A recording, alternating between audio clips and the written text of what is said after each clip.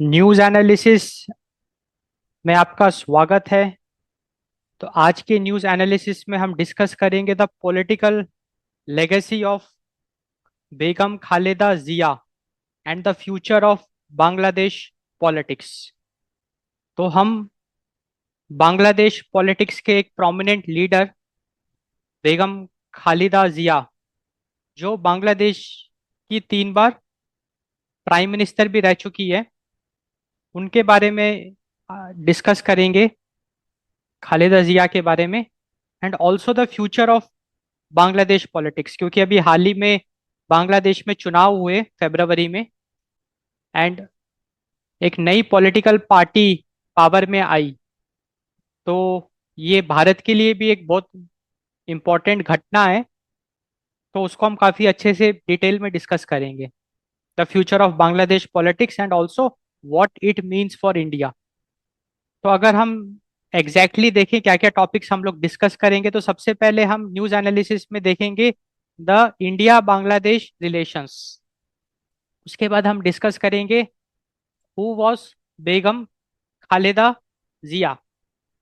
Then we will be talking about Tarique Rahman, जो कि खालिदा जिया के बेटे हैं, and now he is the political successor. तो अभी फरवरी में इनकी पार्टी ने चुनाव जीता, तो अब तारिक रहमान सत्ता में आ गए। And we will talk about the meeting between Jaishankar, जो हमारे फॉरेन मिनिस्टर हैं, एस जयशंकर, एंड तारिक रहमान। अभी हमने देखा था कि भारत और बांग्लादेश के बीच में काफी रिश्तों में उथल पथल देखी थी हमने, क्योंकि वहां पे तख्ता पलट हुई, वहां पे सरकार गिर गई बांग्लादेश में, एंड इंटरिम गवर्नमेंट का वहां पे फॉर्मेशन हुआ, जिसके संबंध भारत से उतने अच्छे नहीं थे, जिसकी वजह से बांग्लादेश में जो हिंदूज हैं, माइनॉरिटीज हिंदूज, उन पे काफी हमने देखा कि वायलेंस, अत्याचार की भी खबरें हमको देखने को मिली।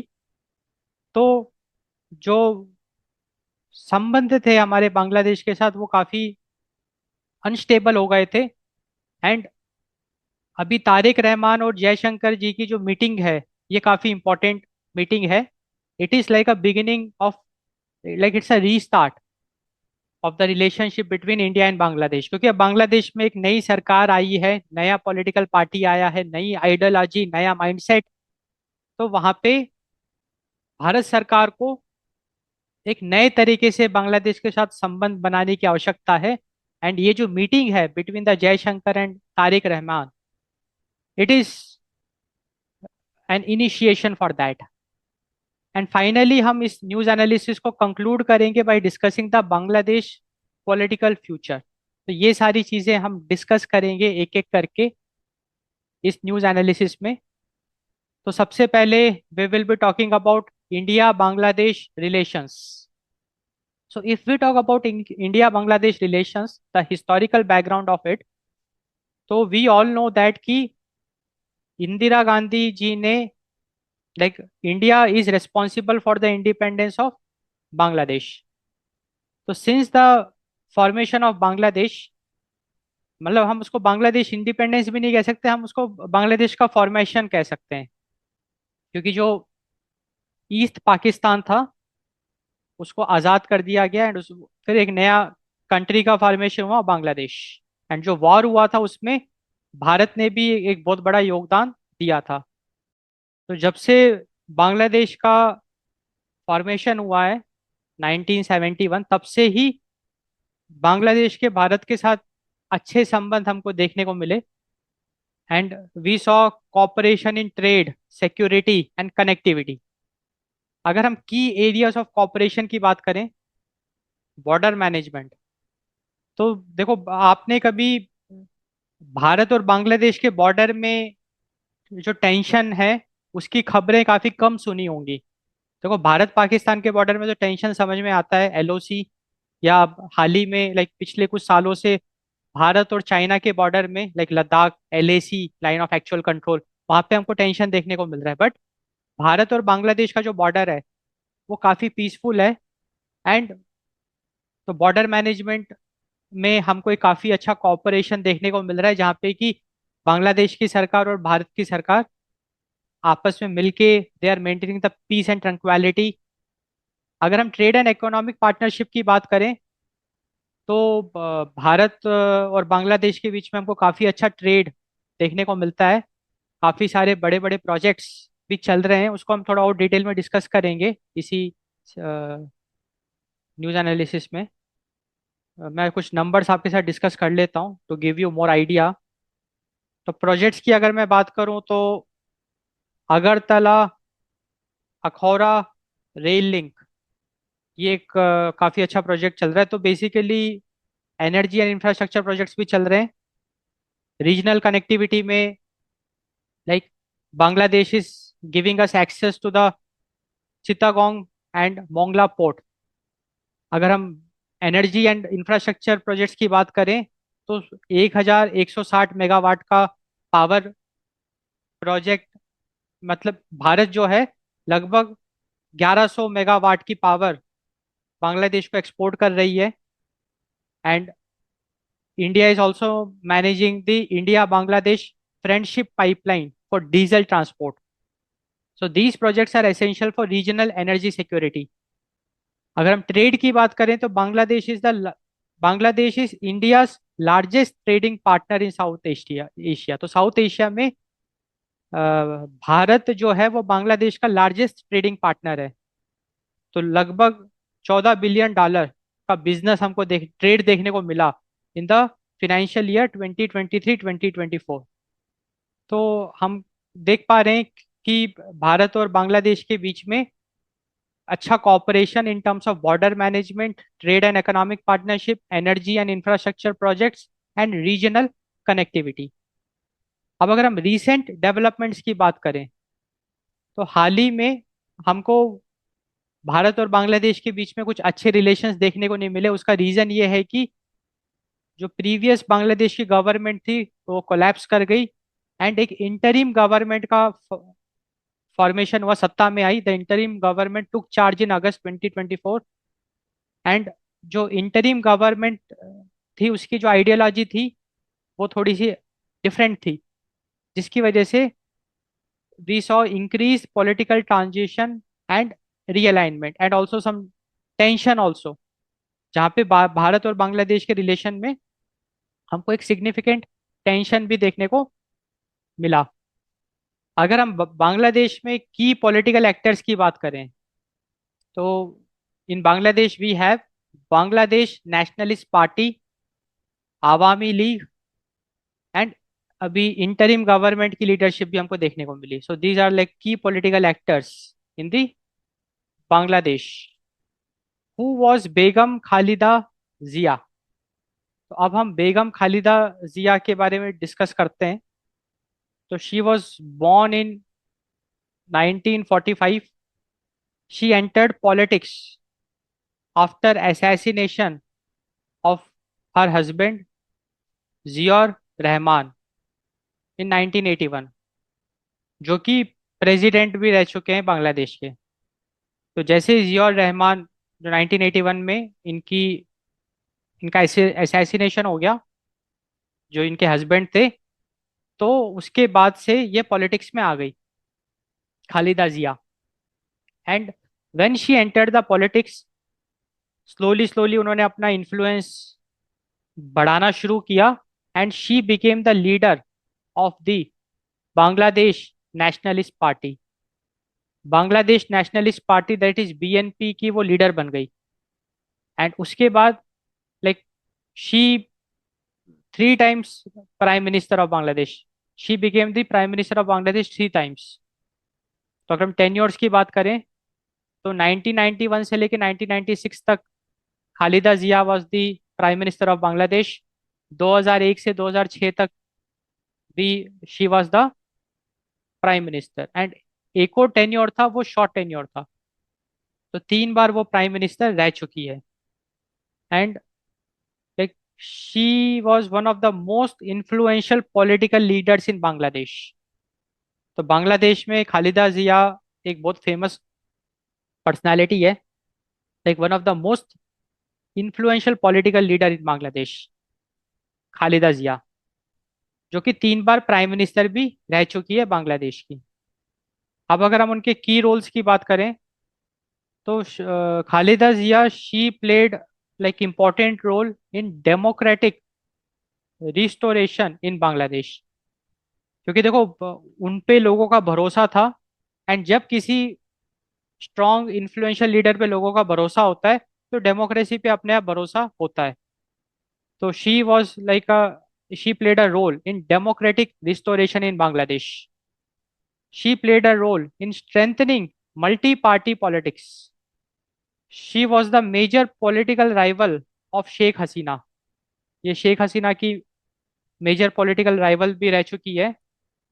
और Sheikh Hasina we know she is the central figure in Bangladesh two party rivalry.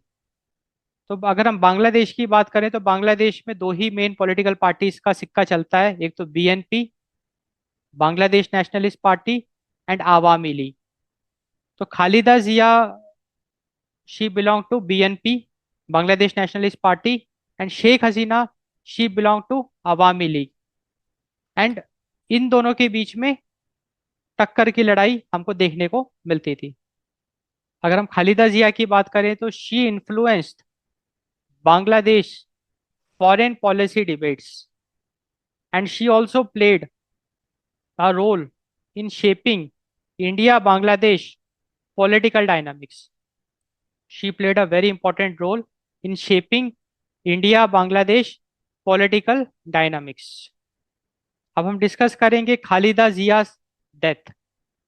So basically Khaleda Zia she pass the way at age 80 after prolonged illness, and her burial it took place at जतिया संसद भवन premises Dhaka, and it triggered strong political and diplomatic responses, जहाँ पे कि हमारे prime minister Narendra Modi ने भी अपने कंडोलेंसेस भेजे।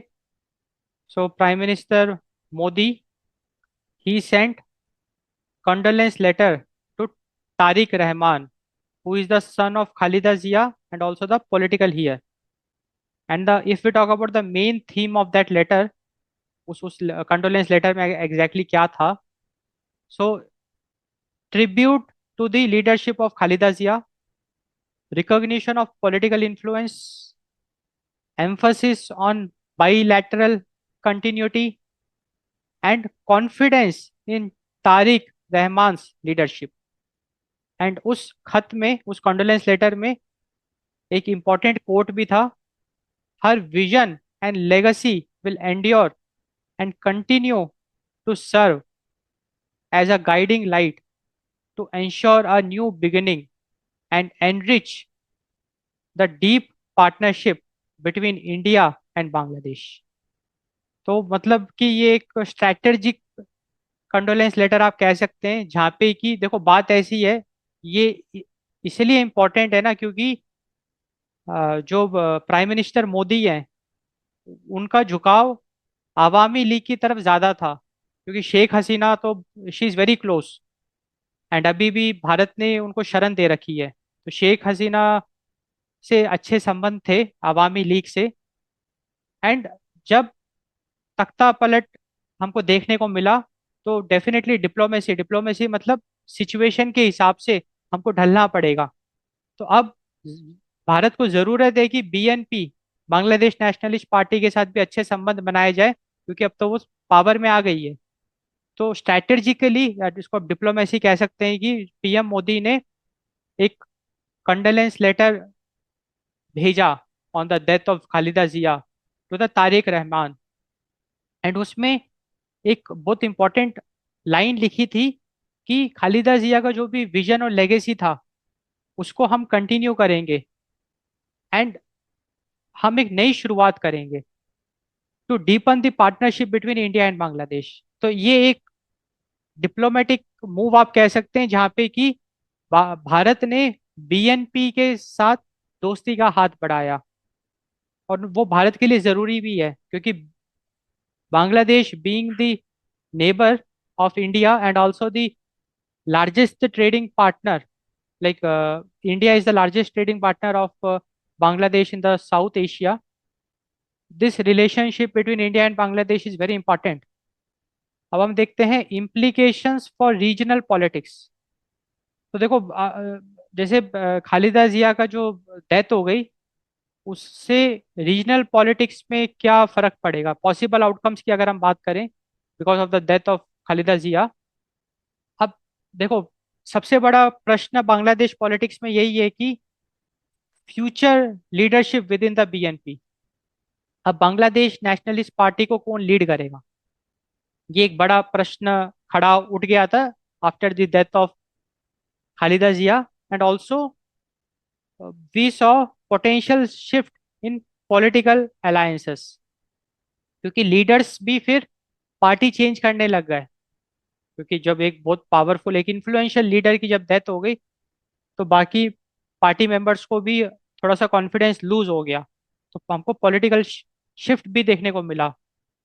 एंड सबसे इम्पोर्टेंट है recalibration of India Bangladesh diplomatic engagement. This is very important for India, क्योंकि भारत जो है वो आवामी लीग के साथ बड़ा अच्छे उसके संबंध थे।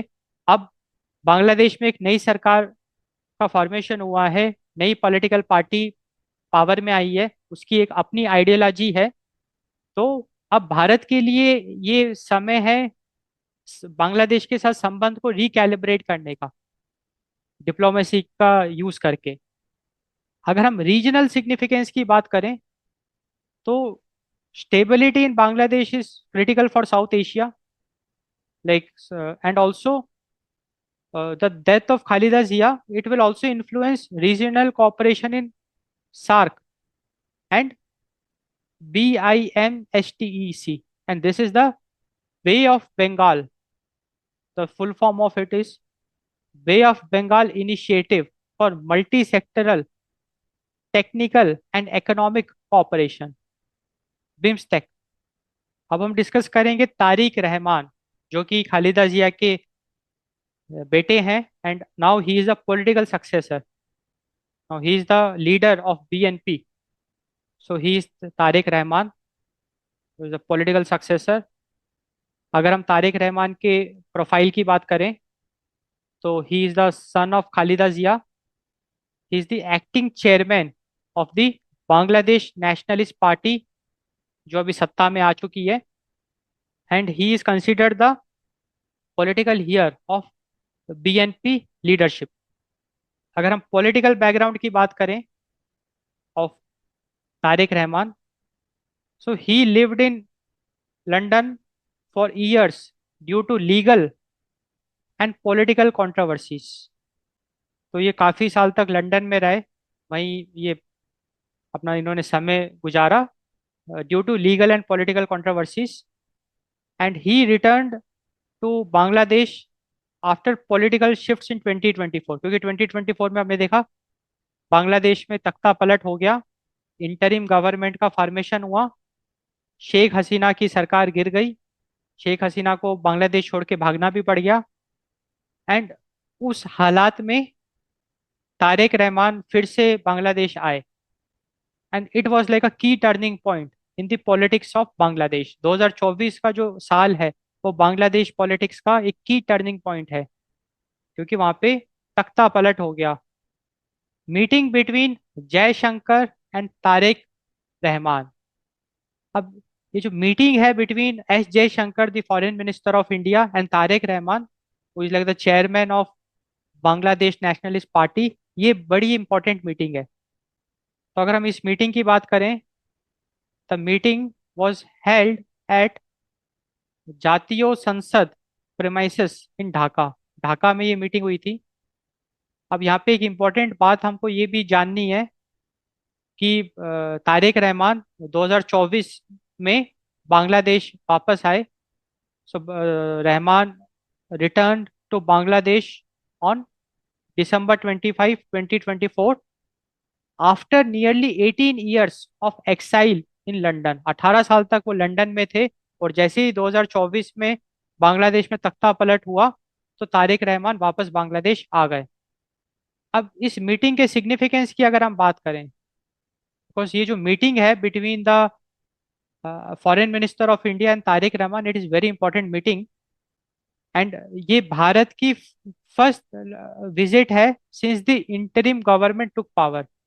तो जब से बांग्लादेश में इंटरिम सरकार बनी है, पहली बार भारत के किसी मंत्री ने बांग्लादेश विजिट किया है after the formation of the interim government in Bangladesh. It is the first meeting between an Indian minister and Tariq Rahman. And ये मीटिंग इसलिए इंपॉर्टेंट है because this meeting marks a potential diplomatic opening with BNP leadership. क्योंकि जो meeting है ये एक नए दरवाजे खोलेगी, एंड वो भारत के लिए बहुत इंपॉर्टेंट है, क्योंकि अब जब बीएनपी पावर में है तो भारत के लिए बहुत जरूरी है कि वो नए दरवाजे खोले, diplomatic opening with BNP leadership. And it also signals India's commitment to stable relations regardless of political changes. So it also signals India's commitment to stable relations regardless of political changes. तो भारत यही चाहता है कि भाई ठीक है, बांग्लादेश में तख्ता पलट हो गया, नई सरकार बन गई, अब भारत का यही गोल है कि Bharat, like India is ready to start a new relation with Bangladesh. India is ready for that. So India wants stable relations regardless of political changes. And the visit of the foreign minister of India, Minister of External Affairs, Jai Shankar, to Bangladesh to meet Tariq Rahman is a clear signal that India is committed to stable relations regardless of political changes. अगर हम diplomatic goals की बात करें तो India wants to maintain continuity of bilateral ties, and it is very crucial for stability. मतलब भारत यही चाहता है कि वो बांग्लादेश के साथ उसके संबंध अच्छे रहें, स्टेबल रहें, क्योंकि भारत के लिए बांग्लादेश बहुत इंपॉर्टेंट है। So Bangladesh is a vital corridor for India's land locked north east states. तो बेसिकली भारत के जो कुछ नॉर्थ ईस्ट स्टेट्स हैं, वहां पे हम बांग्लादेश होते हुए हमको जाना पड़ता है। जैसे अगरतला अखौरा रेल लिंक, ये बांग्लादेश होते हुए पास करती है। चित्तगोंग एंड मोंगला पोर्ट्स, ये बहुत इंपॉर्टेंट है। अगर अगर आपको थोड़ा मैं इसको अच्छे से दिखाता हूँ मैप में।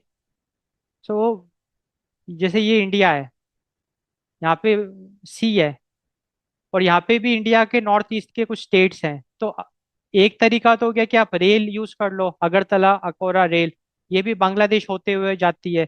या फिर आप पोर्ट्स का अगर सहारा लेते हो, तो ये सारे पोर्ट्स बांग्लादेश में स्थित है, तो फिर बांग्लादेश होते हुए आपको वहां पे जाना पड़ेगा। तो that's why Bangladesh is a vital corridor for India's land locked north east states. Projects like the Agartala Akhora rail link and access to Chittagong and Mongla port require the political buy-in of whoever holds the power in Dhaka. इसके अलावा भारत जो है, it is exporting 1160 megawatt of power to Bangladesh, and it also manages the India Bangladesh friendship pipeline for diesel transport. तो basically Bharat Bangladesh के साथ energy security projects में भी involve है। And India is the largest trading partner of Bangladesh in South Asia with the trade volumes of $14 billion in the financial year 23-24, जिसके तहत it is very important for India to maintain good bilateral ties with Bangladesh, engage and strengthen strategic partnership।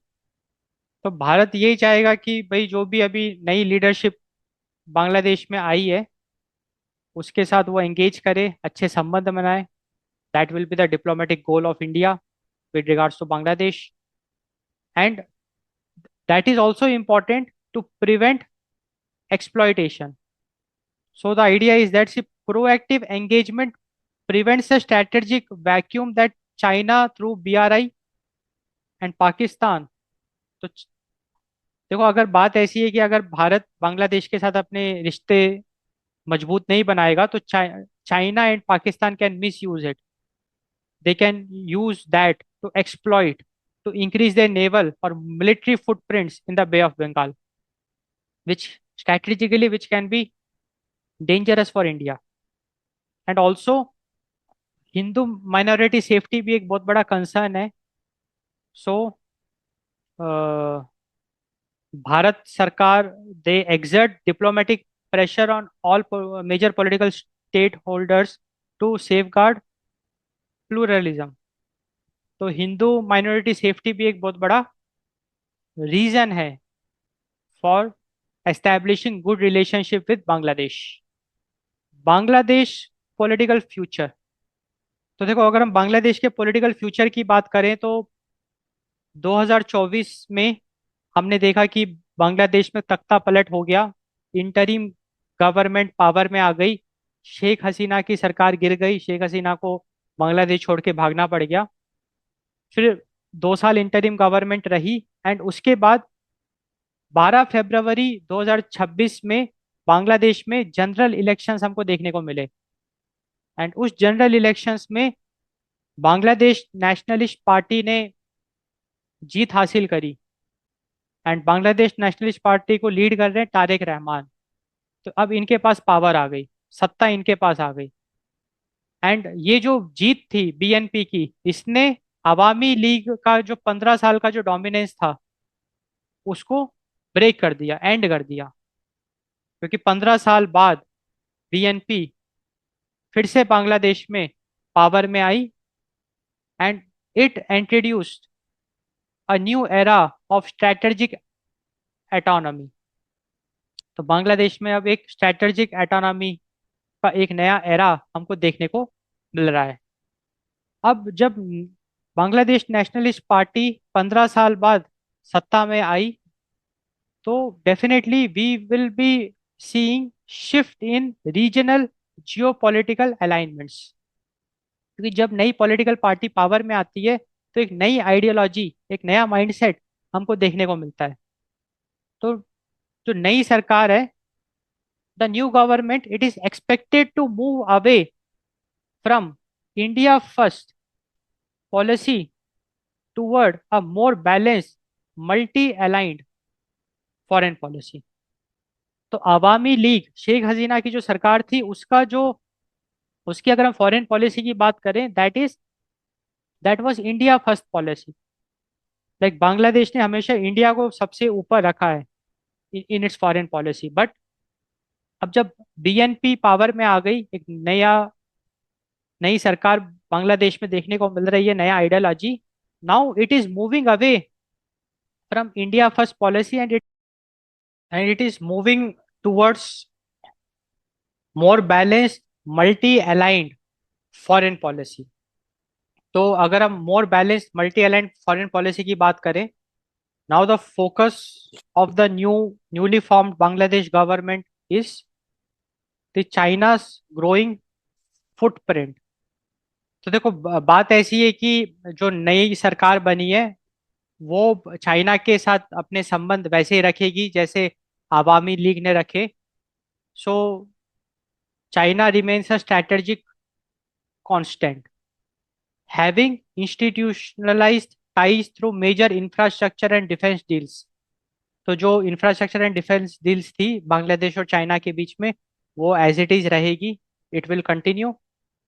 And उसमें एक बहुत important defence deal है, भारत के लिए concerning है वो. That is the drone manufacturing plant near the Indian border. तो China Bangladesh में भारत के बॉर्डर के पास एक ड्रोन मैन्युफैक्चरिंग प्लांट बना रहा है, जो कि भारत के लिए थोड़ा सा एक कंसर्निंग है. अब जो बांग्लादेश में नई सरकार बनी है, it will normalise the ties with Pakistan. मतलब वो अब पाकिस्तान के साथ और अच्छे संबंध बनाएगा. So it will normalise without noise and BNP will also revive direct sea trade, like from Karachi, like between Karachi and Chattogram, और फ्लाइट्स भी रेज्यूम हो जाएंगी। मतलब कहने का मतलब ये है कि अभी बीएनपी जो है वो पाकिस्तान के साथ अपने संबंध और मजबूत बनाएगी, जहाँ पे कि direct sea trade between Karachi and Chattogram, and also the flights between Bangladesh and Pakistan will be resumed. So direct flights will be, it will be resumed between Bangladesh and Pakistan. अगर हम यूएस के इन्फ्लुएंस की बात करें, तो जैसे ही नई सरकार बनी बांग्लादेश में, United states it has depend it's economic footprint. United states को एक अपॉर्चुनिटी दिखी, एंड उन्होंने अपना इकोनॉमिक फुटप्रिंट को और ज़्यादा गहरा किया, एंड एक रेसिप्रोकल ट्रेड एग्रीमेंट किया बांग्लादेश के साथ, and positioning itself as an alternative to Chinese influence.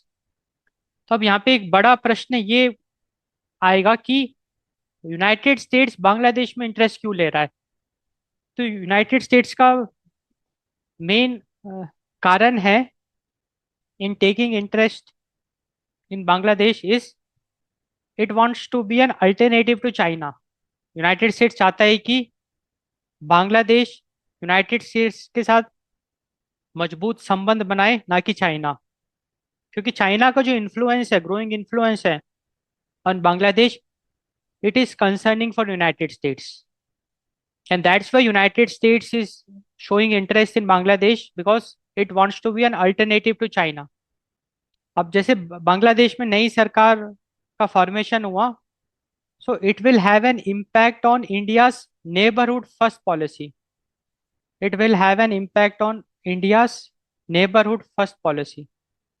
So the transition from a party centric to a state to state relationship presents immediate challenges for new Delhi.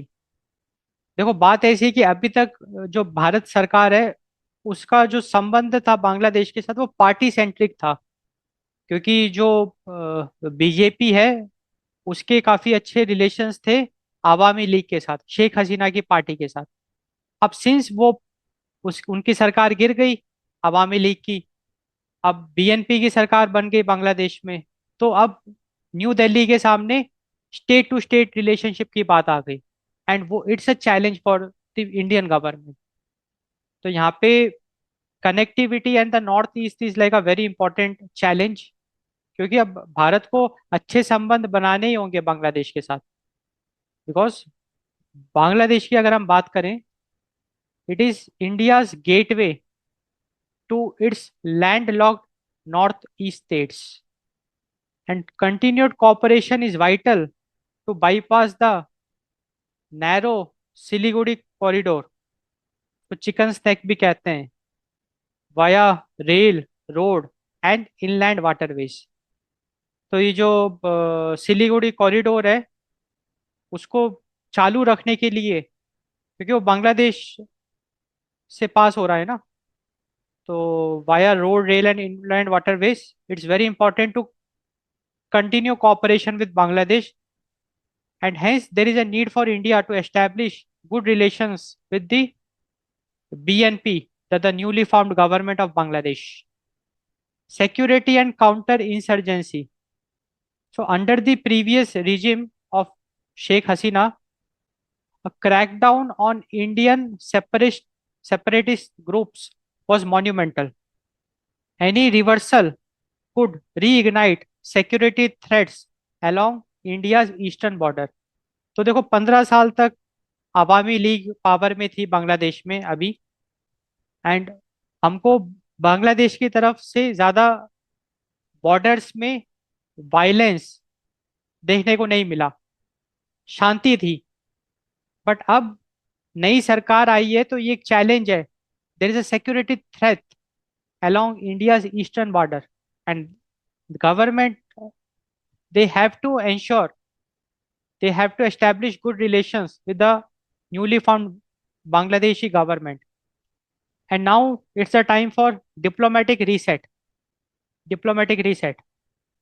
While initial signals are positive, with Prime Minister Modi being the first to congratulate Tariq Rahman, tensions still remain over the extradition of Sheikh Hasina and protection of Hindu minorities.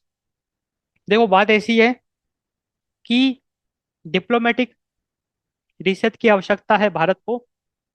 जो जब खालिदा जिया की death हुई तो prime minister Modi ने एक condolence letter लिखा। हमारे foreign minister खुद सॉरी बांग्लादेश गए, ढाका गए, एंड तारिक रहमान को उन्होंने वो कंडोलेंस लेटर दिया, एंड मिले भी, मीटिंग्स भी करी। So it is showing the diplomatic reset. And जब तारिक रहमान, जब बीएनपी अभी चुनाव जीती फरवरी 2026 में, तो मोदी जी ने तारिक रहमान को कॉन्ग्रेचुलेट किया। तो it is also like a clear sign of diplomatic reset. But still अभी भी भारत ने शेख हसीना को शरण दे रखी है, and protection of Hindu minorities कुछ मुद्दे हैं जो कि अभी भी चैलेंज है भारत के लिए। तो भारत के सामने अभी, भारत सरकार के सामने सबसे बड़ा जो टास्क वो यही है कि बांग्लादेश के साथ अपने रिश्तों को मजबूत करना।